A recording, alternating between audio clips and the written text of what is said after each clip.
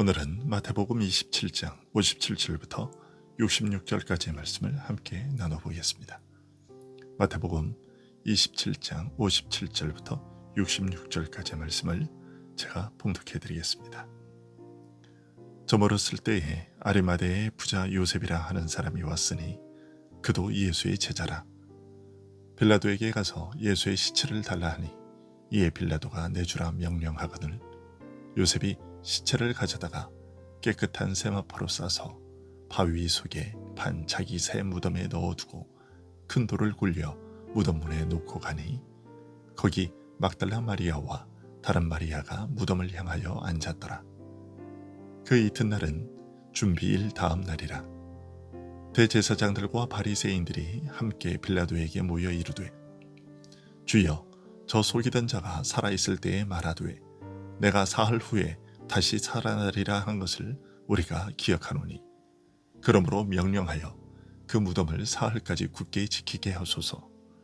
그의 제자들이 와서 시체를 도둑질하여 가고 백성에게 말하되 그가 죽은 자 가운데서 살아났다 하면 후에 속임이 전보다 더 클까 하나이다 하니 빌라도가 이르되 너희에게 경비병이 있으니 가서 힘대로 굳게 지키라 하거늘 그들의 경비병과 함께 가서 돌을 임봉하고 무덤을 굳게 지키니라.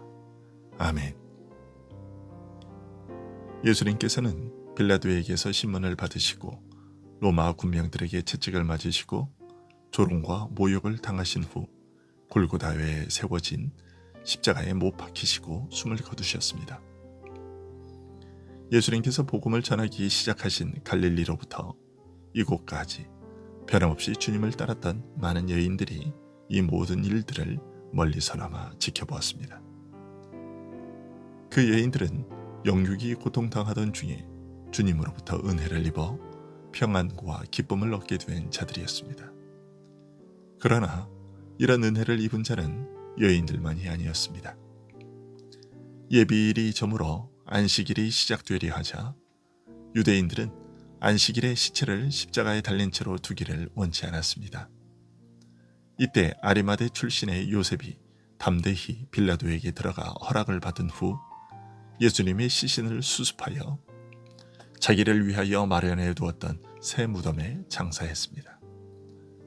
산헤드린 공회원이라는 존귀한 신분의 사람이면서도 하나님 나라에 대한 소망을 품고서 예수님을 따르던 제자였으며 공회가 진행한 악한 일에 찬성하거나 가담하지 않았던 인물이었습니다.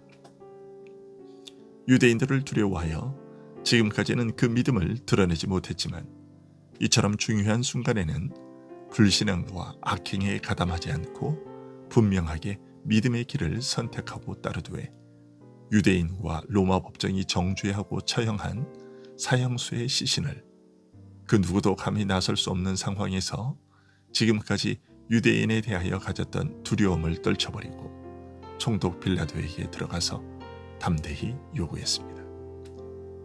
밤중에 주님을 찾아와 어설픈 믿음을 고백했다가 중생에 대한 무지를 드러내어 네가 이스라엘의 선생이면서 이 일조차 알지 못하느냐라는 책망을 들었던 니고데모도 그와 함께 했습니다. 이처럼 경건한 남녀들이 예수님의 시신을 무덤에 장사한 다음 다 돌아갔지만 막달라 마리아와 또 다른 마리아만은 떠나지 않고 계속 남아 무덤을 지키고 있었습니다. 하지만 예수님은 그의 장례 예식조차 무사하게 지나가지 못했습니다. 대제사장들과 바리새인들은 마지막까지 예수님을 철저히 부인하고 짓밟으려 했습니다.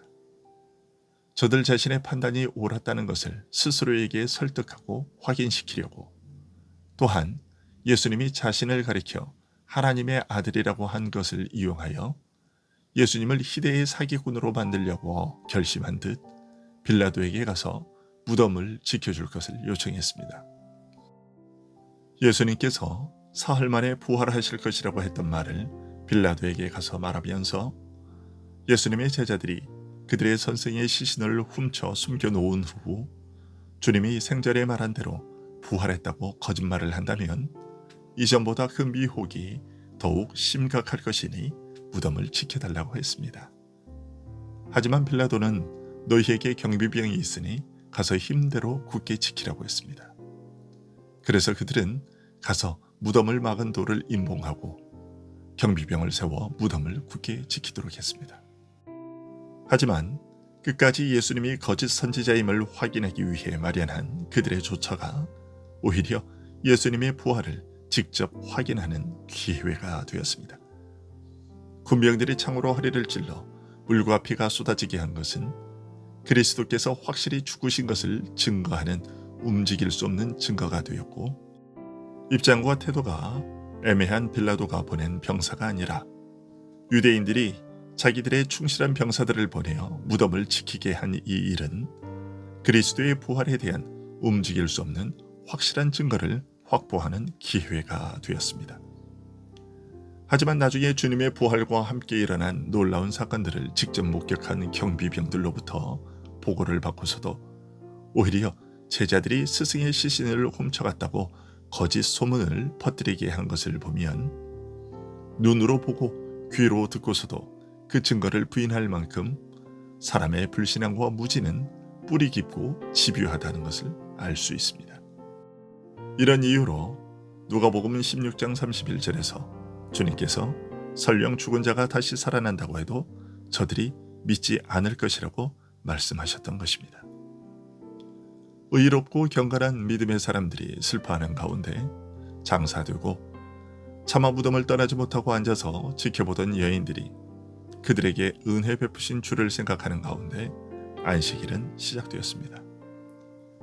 수고하고 무거운 짐진 자들아 다 내게로 오라 하시며 내가 바로 안식일의 주인이라고 하신 예수님께서 그를 믿고 따르는 자들을 위하여 이루시고 베푸실 참 안식을 오랜 세월 동안 미리 증거하였던 구약의 안식일이 이렇게 시작되어 지나간 것입니다. 죄인을 위하여 죽음으로 속죄하셔서 저들로 누리게 하실 참 안식을 이루기 위해 죽음의 영역에 내려가 계신 동안 옛 안식일은 지나간 것입니다. 안식 후 첫날 새벽에 부활하셔서 영원한 생명과 안식의 길을 열어놓으시는 순간까지 잠드신 것입니다.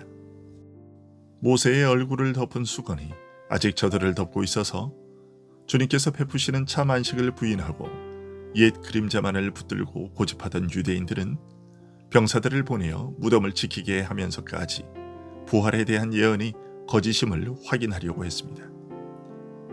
그들이 이처럼 끈질기고 집요한 불신앙과 적대적인 마음을 품고서 눈을 부릅뜨고 지켜보는 가운데 안식일에 주인께서 잠들어 사흘 동안 음부 곧 죽음의 영역에 계시면서 죄와 죽음의 권세를 무너뜨리시고 부활하실 순간을 기다리게 된 것입니다.